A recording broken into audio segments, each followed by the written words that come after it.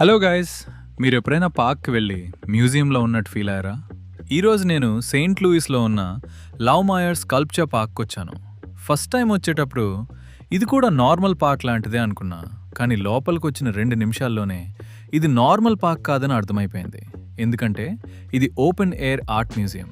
Park మొత్తం sculptures ఉంటాయి. Sculpture అంటే రాయితో, లోహంతో లేదా ఇంకే మెటీరియల్తో అయినా తయారు చేసే శిల్పం.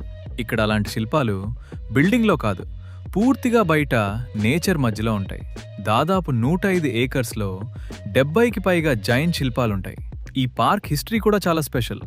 1968లో మెటిల్డా లవ్మాయర్ అనే ఉమెన్ తన హస్బెండ్ హెన్రీ లవ్మాయర్ జ్ఞాపకార్థంగా ఈ ల్యాండ్ని సెయింట్ లూయిస్ కౌంటీకి డొనేట్ చేసింది.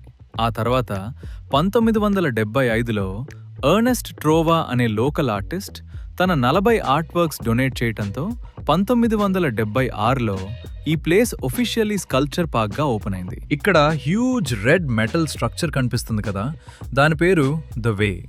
ఆ శిల్పాన్ని artist Alexander Liberman 18 salvage steel oil ట్యాంక్స్తో తయారు చేశాడు.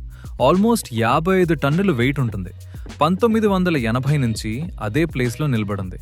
దాన్ని మూవ్ చేయటం ఆల్మోస్ట్ ఇంపాసిబుల్. ఇక్కడ ఇంకో ఫేమస్ శిల్పం ఉంటుంది, పేరు ఐ, ఒక పెద్ద ఐబాల్.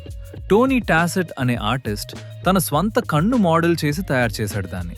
నిజంగా చెప్పాలంటే ఫొటోస్లో చూసినప్పుడు నాకు ఇవి అంత స్పెషల్గా అనిపించలేదు, కానీ డైరెక్ట్గా దగ్గరికి వెళ్ళాకే వాటి యాక్చువల్ సైజ్ అర్థమవుతుంది. ఇక్కడ హైకింగ్ ట్రైల్స్ కూడా ఉన్నాయి. కొన్ని ప్యాత్స్ పూర్తిగా ట్రీస్ మధ్యలోకి తీసుకెళ్తాయి.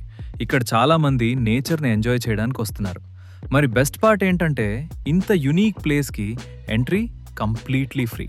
సెయింట్ లూయిస్ గురించి మాట్లాడేటప్పుడు చాలామంది ఆర్చ్ మాత్రమే చెప్తారు, కానీ సిటీకి ఇంకో ఆర్టిస్టిక్ సైడ్ కూడా ఉంది. మీరు ఆర్ట్ లవర్ కాకపోయినా పర్లేదు, కానీ ఈ ప్లేస్ ఇచ్చే ఎక్స్పీరియన్స్ మాత్రం డెఫినెట్లీ వర్త్ ఇట్.